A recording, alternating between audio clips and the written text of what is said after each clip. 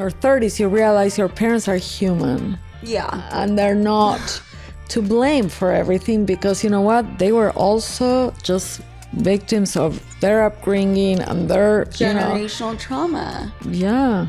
And you know what my generational trauma is? What's that? Having brown eyes. Yeah, well, I'm sorry about that. It's Sofia Franklin. You are listening to Sofia with an F, and the F is for phenomenal.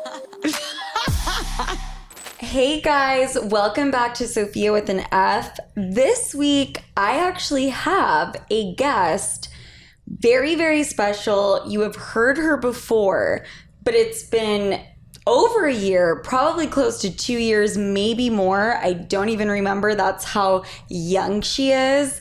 I've got Lola Franco, my mom here. Hi, Mom. Hi, honey. How are we feeling? So good. Happy to be here. Oh, are you? So, yes. Guys, my mom and I have been cohabitating for how long? Over a month. Okay. Let's just quickly get into the details of cohabitating, because that could mean a lot of things. That could mean when I go home to Utah and there's 3 stories and I can be in my own room across the house and you're in yours. When my mom and I cohabitate in New York, that means we fall asleep in one bed, wake up in the same bed, and share 700 square feet of space every single day for over a month, which I'm not going to sit here and complain. No. Because there's obviously a huge part of me that wants it and craves it, and I don't have family here in New York, and we have a very close relationship. There is also a part of me, and I'm sure you too, I think we're ready. Which I don't think I've ever said that before, but I'm ready for my alone time. Are you? Yeah. Okay. Did that feel like daggers? Good to know. No. No? Hey. Okay. Understandable. Let's talk about our relationship, because I don't think a lot of mothers and daughters, a lot of course, a lot of my friends are extremely close with their moms. Cohabitating in the way that we just did is... Not for everyone. No. Is it a little bit unusual? Yeah. Oh my God, what was that show on TLC? Do you remember? And it was the moms and their super crazy codependent relationships with the daughters, and the daughter's 20 and the mom's giving her a bath. Do you know what I'm talking about? I have no idea what you're talking Okay, about. well, we saw the preview together. We did. Okay. I don't know. At least it's not like when Lucas is here too and we spend... That's crazy. Have we done that for an extended period of time? Not for a month, but we've done it for 7 to 10 days. Really? Well, yeah. We are abnormally close in terms of being able to share space. We're comfortable with it. In a way. You know what I liked? You described it as abnormally close. Yeah, we are, which is borderline unhealthy. Maybe some people would it's called codependent. Yeah. So let's be real. I've asked myself this question: am I codependent on my mom? Is she codependent on me? I hate to admit, I'm not going to admit, I don't think we are. No. Guys, this is the episode where I just go off and divulge and my mom tries to play poker face. No, but I think that there's codependency is unhealthy. We're super close. I like to call it super close. Where I am okay being without you, you're okay without me. We can thrive without each other, but we like being together. So that's the difference, right? Is that the definition of codependency? I don't know what the definition is. That's my definition. You're good at doing? Yeah, you make your own definitions for shit. Yeah. I think codependency is when you're so needing to be with the other person that you can't function without them. And I can function just fine without you. But life is funner with you. Oh, know. thank you. That was actually really sweet, Mom. What about you? Can you function without me? Oh, in fact, I, in a lot of ways, thrive when you're not here. Yeah, but what about when I am here? I thrive in a lot of ways when you're here and when you're not here. You know what? I can't speak to this, and this is my truth right now, because 5 days before you arrived in New York, I had just spent over a month cohabitating with my best friend, Allie. Right. That's a lot of cohabitating. That's way, way too much. And this whole theme of my life has been, I'm so scared of being single. I'm so scared. I am so ready to be alone. Oh, yeah. Yeah. And I'm going to miss you and I love you. And I'm going to be calling you in 4 days and, be upset and be like, I don't. 4 days? 7, 8, 9, I don't know. Maybe sooner, but I get it. Regardless, I love you. Regardless, we have a very, very close relationship. But I actually, and this isn't just me, like my entire team came up with questions. Okay. Ooh wee. Wow. If there's something that my team is, it's deep and it's cutting to the chase. Is there anything you would have done differently raising me, looking back on it? Okay. Wait, that's like the craziest, most loaded question. That's a lot. For a parent? I was young and no excuses, but I tried to do my best. I think one thing I wish I would have done differently was to let you sit with yourself and your feelings more. I feel like I always tried to like jump in and make sure you were happy all the time. Yeah. I think that as a parent, that's kind of something that it's innate. Like you want to protect your child, you want to make sure they're happy and that they're, always safe and good. And then, but I maybe took it a little bit overboard where I didn't want you to feel anything other than happy, pain, no pain. So whenever you were sad or whenever you felt any kind of feeling that was not what I thought was ideal, I would try to make you feel better. Right. And I think most parents do that. That was going to be my follow-up question. Because you don't want your child to suffer or be sad or feel any kind of feeling that's negative. But, I overprotected and tried to maybe coddled me a little bit. Yeah, I think so. You told me something very interesting, that you came across this TikTok.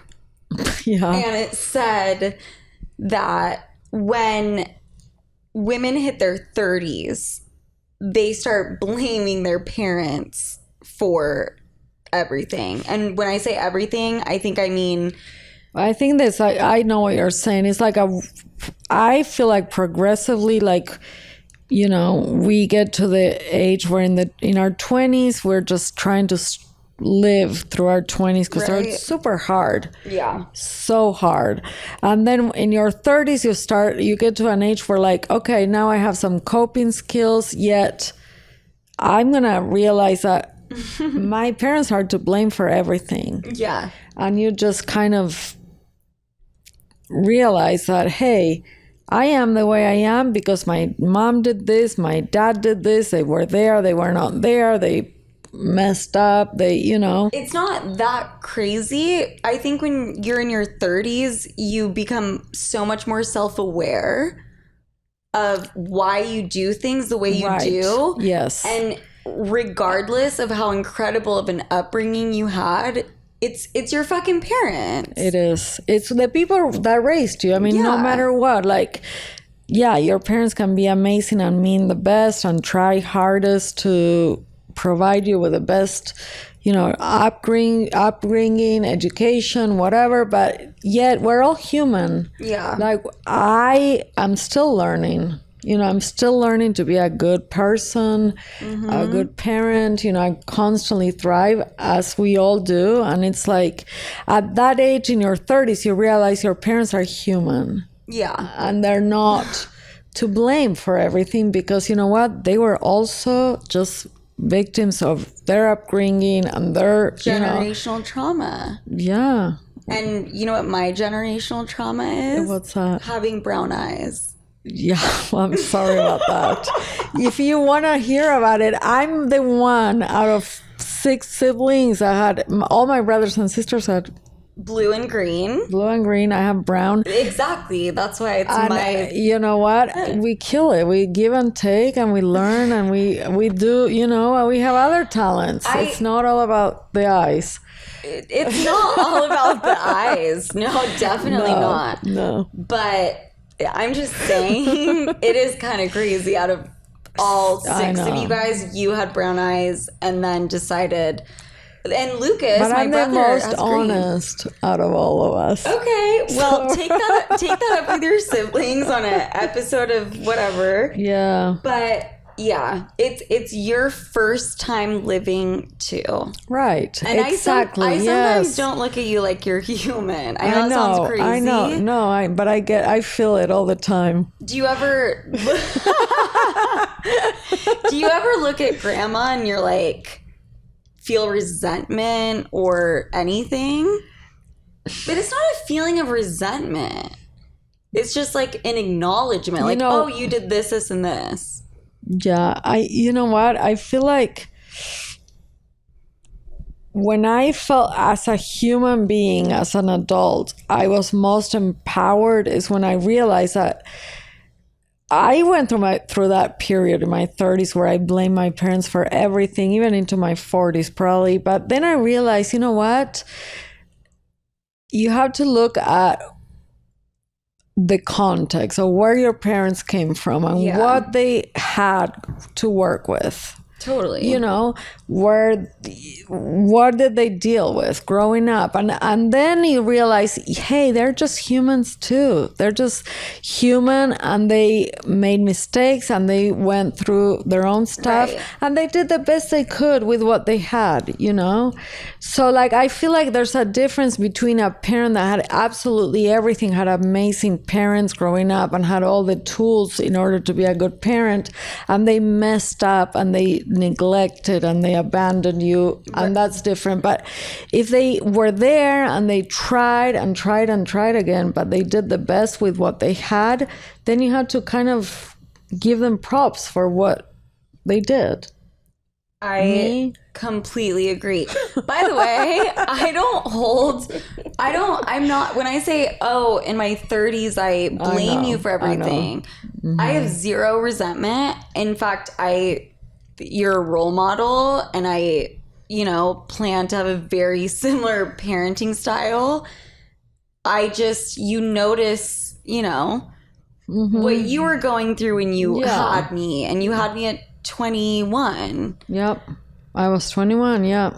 Okay. So your main thing with raising me was allow me to be in my feels. Yeah. Did you do the same thing with Lucas? Did you try to take every feeling away?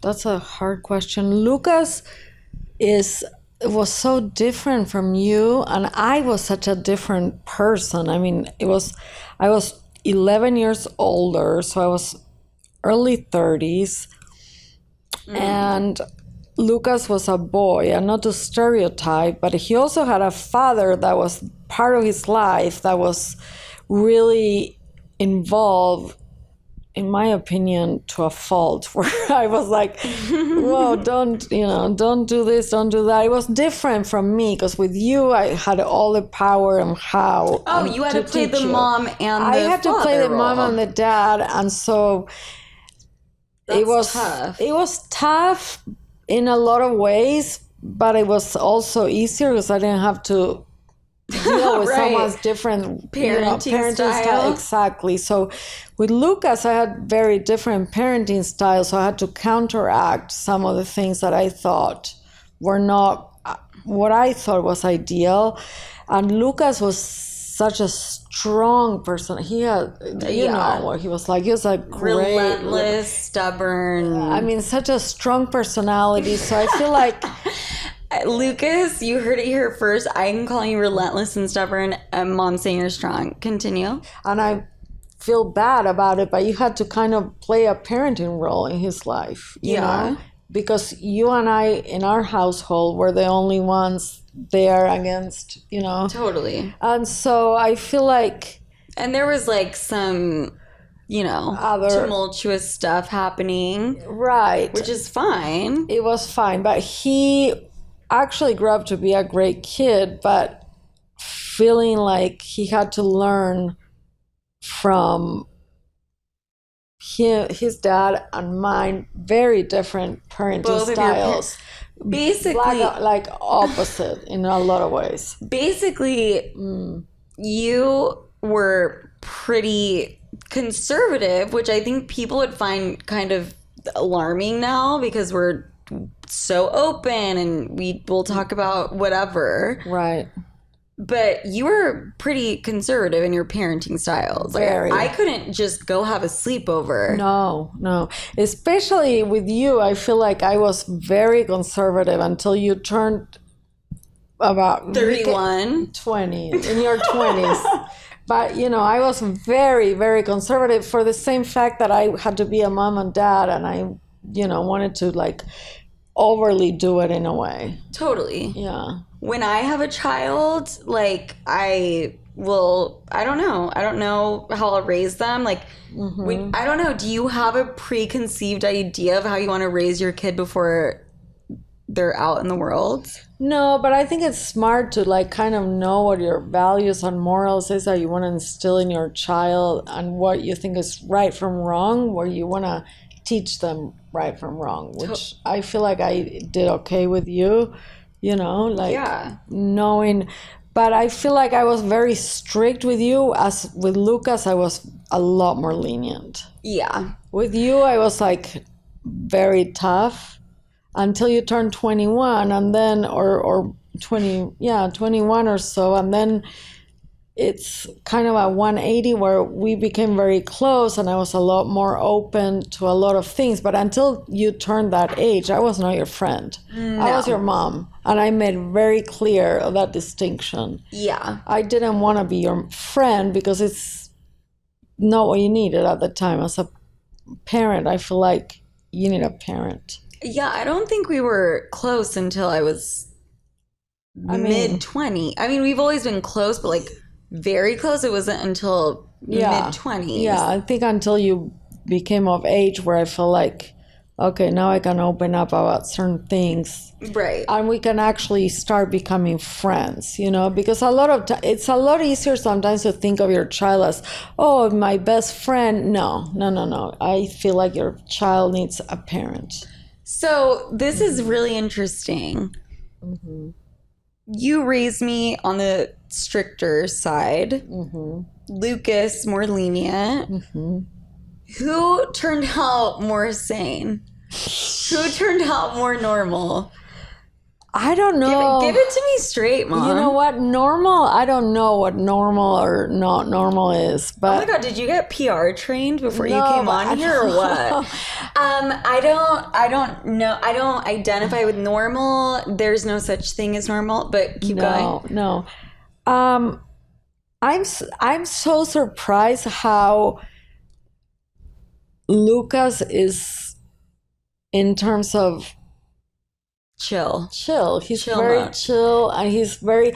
I honestly thought he was gonna be wild as shit. So wild because of a mixture between his dad, me, and you as a kind of a third parent in a way. And I thought, oh, wow, this kid, he's seen it all, he's heard it all a lot more. I tried to protect you more. Yeah. I tried to protect Lucas, but his dad. Yeah. You know, he's exposed to elements that you're not aware of. That I didn't have any control, and so I feel like he turned out so amazingly. I know, like chill and normal. Like not normal is not the word. We can say normal. What's the word? It. But Honestly, Stable? No. Responsible. yeah, I would say all the above. I mean, he's like, responsible, stable, and chill. And I'm going to use the word normal. I don't care. okay. A little bit more normal, which I also think has something to do with like men versus women. And people are going to go crazy. And like women are the same as men when it comes to. I'm not saying women are more unstable, but we express our emotions more. Yeah. We have more emotions around things. Honestly, I think women think about things more deeply. Yeah. And more constantly. Yeah. In a lot of more ways. analytical. More analytical. Always, trying to figure something out. Like, so there's that aspect. But it's interesting that you were more lenient. A lot. Do you think that had anything to do with me? Because let's call a spade. I was fucking wild. And me now, I'm more stable, and I'm obviously nowhere near what I was in my 20s. Yeah. But I was a bad kid in a lot of ways. I was a party girl. You were a party girl. I don't think you were a bad kid at all, though. You were super kind and I've always been so nice. And nice and such a great daughter. Frankly, I'm not just saying that. Very caring and always thinking about the other person and caring about at least my feelings, and not in that way. But I think you were curious about. You were into partying and having a good time. That's That's for sure. Yeah, that's for sure. So my values and my morals have always been there, but I was a little bit of a crazy, loose cannon, wild child. Yeah. Which is interesting. I don't think I knew the extent, honestly. I was smoking Oxycontin in high school. I still don't know about that, but yes. It's not funny, but like it's funny. I had no idea. I did it for 3 weeks. Like that doesn't count. I refuse to think it counts. My mom talking to the principal. Well, that doesn't count. It was a phase. Yeah. Okay, we're gonna do a really quick 180. Okay. This is a shift that I wasn't even really planning on talking about, but it's been weighing on my mind a little bit. Okay. My weight has become a main topic of discussion on my social media profiles. Yeah. A main conversation topic with you. Yes. I'm slim. You are. I've always fluctuated, but I've always been slim. Always, yes. I'm not at my lowest weight, but I'm close to. And I think in the last few months, I've dropped 10 pounds. I want to talk about it because I think that I'm trying to think of like the comments. Like I've been going crazy on socials. By the way, Sofia with an F, Franklin with a Y, to go check out how skinny I am. You'll love it. Make sure to make a comment about how much you think I weigh. I would absolutely love that. And then hit the follow button, obviously. But that was a joke, by the way. But can we talk about our conversations that we've had? Well, I mean, I've always struggled with my weight my whole life, and I've never been as skinny as you have over the years. And personally, I understand. And I wish we didn't have to measure people based on their weight, how much they weigh, how much they don't weigh, Oh, well, if you're a woman living today, I know, that's what it is. It is unfortunate that we do that as a society. But I feel like you have always struggled with putting on weight. You've had Well, you've gone through a few, like when you were in junior high and you were, you put on some weight, but overall, the way that you look at food is very different than the way I have always looked at food. See, but you always say that. But it's true. But I'm sorry. You always choose a salad with lemon. Now. No, always over. When I was in middle school and high school. Well, I mean, you've always had, like, I will never choose a salad over, like, some carbs and potatoes and rice and, it's just the way it is. Yeah. And I think that's great for you. It makes me a little bit jealous in some way. I don't know. But honestly, I feel like the way that we all as a society look at food is, most of us use food as a way to like cope. But we're not talking about society. I want to talk about my weight. Yeah, but your weight, like you're going through a hard time, your breakup and stuff like that. You don't want to eat. I eat more. Okay, but this is the thing, because now I'm like really invested and interested. You're saying my entire life that I've been the person that kind of gravitates towards a healthy eating lifestyle. Compared to mine, yes. That's not how I remember it, though. I mean, what do you mean? Because, middle school, I just straight up don't remember. High school, I remember coming home after school, having like 6 toast with butter and jelly, 6 pieces of bread. Okay, but you changed along the way, and it's been several years. But I don't think I changed until my late 20s. Your late 20s, but how did you do it? I would love to know. You want me to give you the honest truth? I think it was getting an ADHD, not analysis. What is it? Diagnosis. Yeah. Which I still am like, I don't know. I think Adderall contributed, but that would only last for so long because then there's like a whole tolerance period. Living in New York, working the amount of hours I do, and let me tell you something, nothing will make you crave a salad more than ordering out. Yeah. Once a day, and it's always at 10 p.m. when you're fucking done with work, but you've had a protein shake and like you ate what you could throughout the day, and then you're like, I'm so excited to relax and eat, and it's always Chinese, like whatever takeout. That shit will make you crave a salad. Maybe, not me.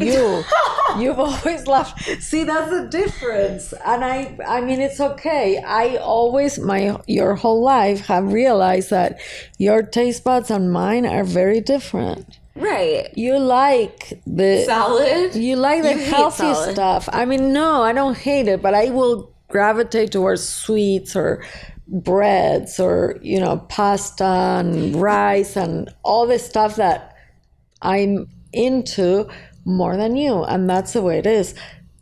You will eat your occasional crap meat, like whatever, like crab meat, crap, like crap. My accent, like hamburger or whatever, but you don't do it on a consistent basis. Okay, not since you've been here for the past month. I think another thing that heavily contributed to me being like, let's have a salad and a vegetable, I dated a vegan for 4 years. Right. So the shit you're finding joy in, and this wasn't like a ramen noodle type vegan. This was a gourmet, I know. Well, gourmet, but also I am not just going to get Beyond Meat sausages, which are incredible, by the way. I'm not just going to eat processed meat. Right. So I can be vegan. It was a very different lifestyle. And ask me if I cooked during those 4 years of that relationship. No. I can't. Maybe once with him helping me and telling me what to do. I know. So I think dating someone for 4 years where you're going to really get your money's worth by eating this really dressed up vegetable and have a mushroom in 4 different ways. Right. I know. That also heavily impacted He was me. an amazing cook. Yeah. Yes. And I no longer can just go get food and not have a vegetable included. But I miss McDonald's. I also had food poisoning 2 weeks ago. Let's not forget about that one. Let's not forget about that. Stomach virus. But I guess the reason I brought up the weight thing is if you feel comfortable, which I think you should, I would love to just kind of talk about this little moment we had. And it's no fault on you or me, because as my mother, I think it was smart and like very good intentions on your end. But I was showing you these photos, right? And your first reaction was, you look so skinny. And that's not fucked up, really. And as a mother, you are like, what were your reasons for saying that? It's because you're worried. Well, I was 100% honest. Like the photos looked like you were but you've so skinny. But beyond. also, you've been saying that to me every time I'm in my underwear. Yes, I know, but I feel like when I'm in front of you, like you have some muscle and definition because you've been working out a lot. Those photos looked extremely skinny, and I was like always protective and worried because I know that social media and people are ruthless. The hardest thing for me as a mom is to see that, you know. So I like try to prevent, you know, my way, maybe trying to control a little bit of the reality of don't post that so we don't have to read all those jerks that have nothing better to do than to comment on people. Which is still hard to wrap my brain around. And also we went through like an incident where we did, and it's traumatizing. Yeah, but still people are mean on the internet. I don't know why. I don't get why people have this need to be mean to someone they've never met. Like everybody has a story. Yeah, it's hard for me still to understand those trolls out there that have nothing better to do. Yeah. I wonder what their lives are like, honestly, you know.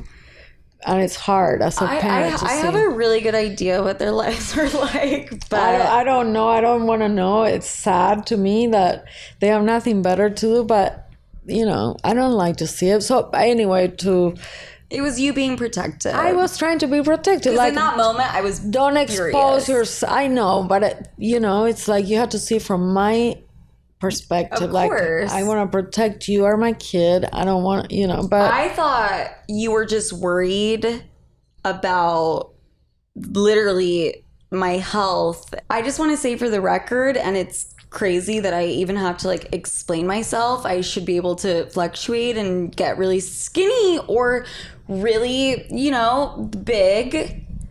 And why it's like, it's crazy that the discourse is so casual and normalized.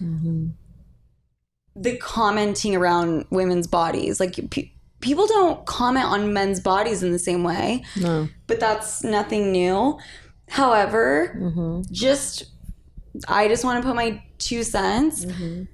It's not something I've been striving for, and it's not something that is this unhealthy trigger warning ED kind of thing. Like it's just not, which ED, by the way, is not erectile dysfunction. It's eating disorder. Yeah, I just did the math in my head. Yeah. And by the way, I thought it was erectile dysfunction for a while, and then my assistant had explained to me it's eating disorder.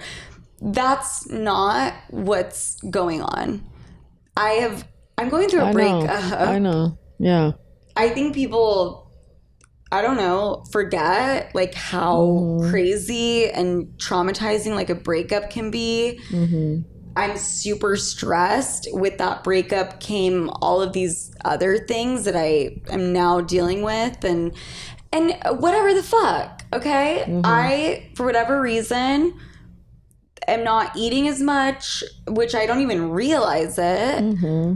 And my plan is to use Instacart, which they are not paying for this advertisement, and get a bunch of bananas. And I'm going to start back on the thing I was doing and doing these like calorie bomb protein shakes, 1 banana, 2 tablespoons of almond butter. My mom wants to jump in so bad and talk about juicing, but we're gonna have to save that for another time, Mom.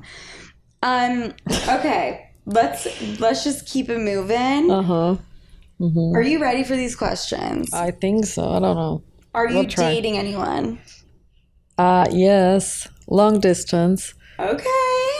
I love that.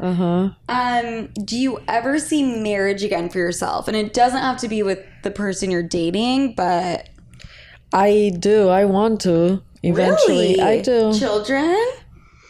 No children. Thank you.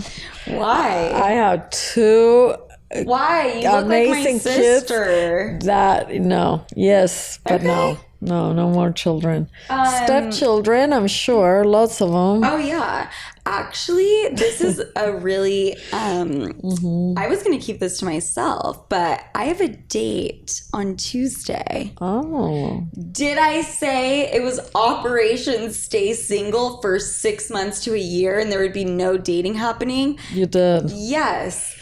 Does this date mean I'm dating? No. No?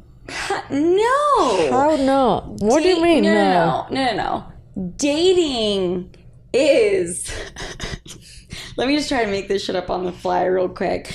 Dating to me is actively searching for your soulmate. Right? Yeah. That's not what I'm doing. No. Someone asked me if they could see me while they were in town. Okay. And you know what? This cohabitation's about to be over. Right. I mean, this cohabitation was supposed to be over 5 hours ago. You had a flight 5 hours ago. I made you change it. Yeah. For the 3rd time. For the- really? Let's for- not forget. Right. Yeah. Which I would love to say it's because I couldn't get enough of you, which there were definitely elements of that, but Yeah. there were just some other things. However, I'm going to go on a date. Okay. And how about this can be my rule so everyone can feel confident and comfortable with me going on this date, because I made a oath to me and to the Sloots. Okay. The second I feel one feeling, I will no longer pursue. I will not go on any more dates. Really? I don't know. I mean, Why? is there a world in which I can just go on a date? You know what? He didn't even call it a date. He didn't say, "Can I ask you out on a date?" He just said, "Can I take you to dinner while I'm here?" That's a date. That's a date. Do I need to stay away from that in my Operation Stay Single phase? No. No. If anything, I think it will help my self-discovery process move quicker. Yeah. Because I'm going to come home most likely, and this is no offense to him, and this has nothing to do with my perception of him. This is just how I imagine dating, which I want to talk about on another episode, because dating gets the worst rap on the planet. It's so hard right now, especially. I don't think dating is hard. Oh, I do. Asking that in That's because you haven't dated. I know. And that, you know what? To my point, going on the date with him will just make me come home and want to be single. Yes. So, I'm sure. So really, it's part of this whole Operation It is. Stay Single plan. Exactly. He's just a pawn in my game. Yeah, right. He's I just can't wait. reiterating. Yeah. And I can't wait for him to hear this as well. Yeah. Because he'll probably feel really special about that. Yes. Okay. We're going to play a really fun game. Okay. Before we do, this is my final question for you. Okay. Because you are as hot as you are equally as wise and intelligent, you. and I genuinely mean that. Really? Thank you, Soph. What's one piece of advice you would have given your younger self? What's something you wish you would have known that you know now? that I wish I would have known that I know now. I think to just look at every situation that life throws at you as an opportunity to learn. That's great. I mean, life comes at you fast, like a commercial, but basically it's like you're gonna experience lots of different things in your life, and just look at every single experience as, what can I learn from it? I think that's What can I take from this to learn and grow and move on, Don't dwell on it. Don't cry over spilled milk, like we say in Argentina. Yeah. Just move on, Look at it and say, hey, was an experience. It was painful. It was whatever it was. It was hard. But this is what I learned from it. And this is how I'm going to implement it into my life so I can be better next time, Yeah. We joke a lot. I don't know if that's like the Argentinian cultural thing, because all my uncle, all your brothers, all your sisters, it's like a constant giving each other shit and joking. Yeah. But I don't give you enough credit, and this is all seriousness. You are the majority of why I am who I am today. And I don't point that out or let you know, anywhere near as often as I should. So I really love that advice. If I could add to it, this is not me being unique. This is not original. I read it online, but it kind of really changed my perception of how I view things. There are no problems, just situations, and situations are manageable. So many things in my life, I'm like, it's a problem. I need to fix. There's no problem. It's just, it is what it is. And you can deal with it. Yeah. It's not unsurmountable. It's not this issue. It's not this crisis. Right. And I do make little things. I make a crisis out of everything. But what's the Argentina umbrella quote? Hit him. It's always like, open the umbrella before it starts raining. Like, you think of the worst case scenario every single possible way and try to prevent every single thing, but it's impossible. You can't prevent everything. You can't...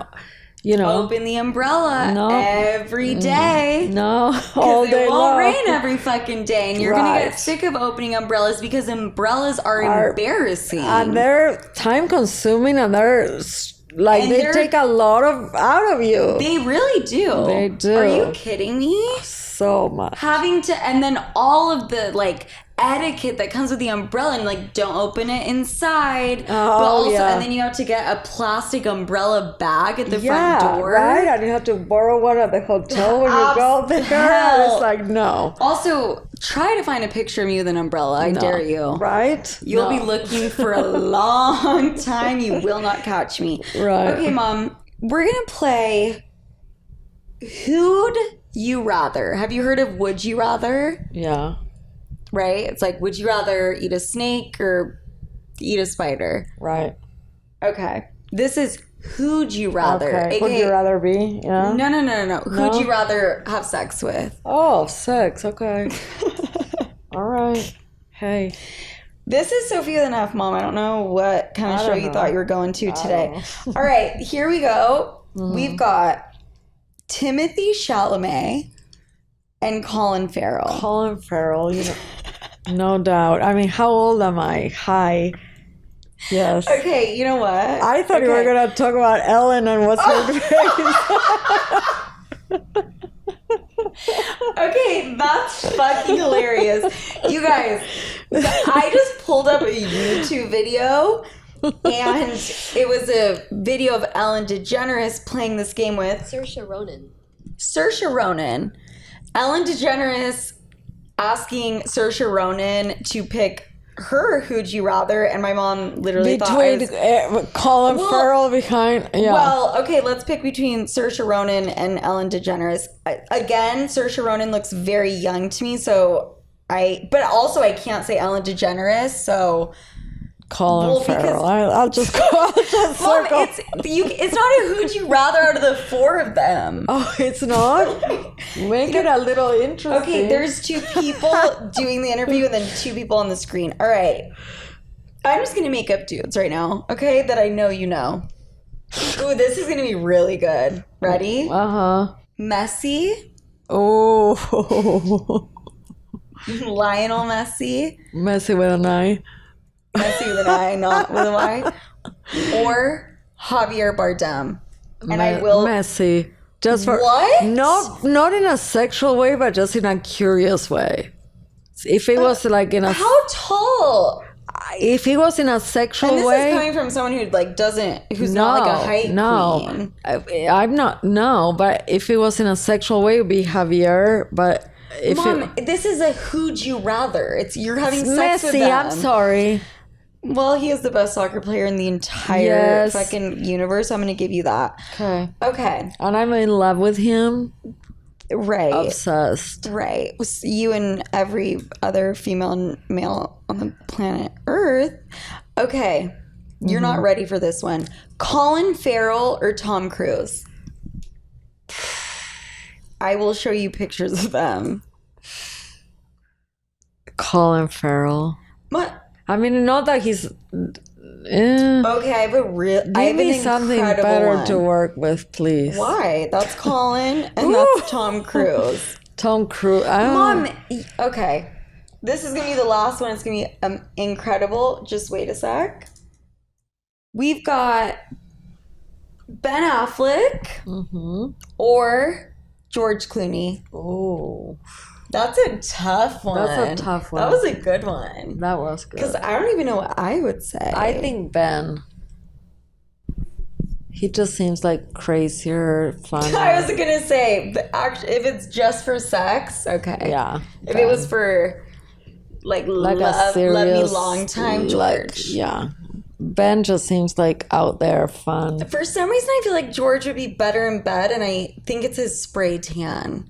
I don't know why. Maybe because I think Ben, it's a 50-50 chance with him if the sex is going to actually happen. Right. And it'll be good. I'm all about talking in bed, though. Oh, so. Okay. Well, Ben will be slurring, but he'll be talking. You won't know what he's saying, but it'll be fun. Right. Okay, Mom, I love you so much, and thank you so much for joining me. And if you guys have not subscribed to my YouTube channel, please do. I mean, I say it almost every episode.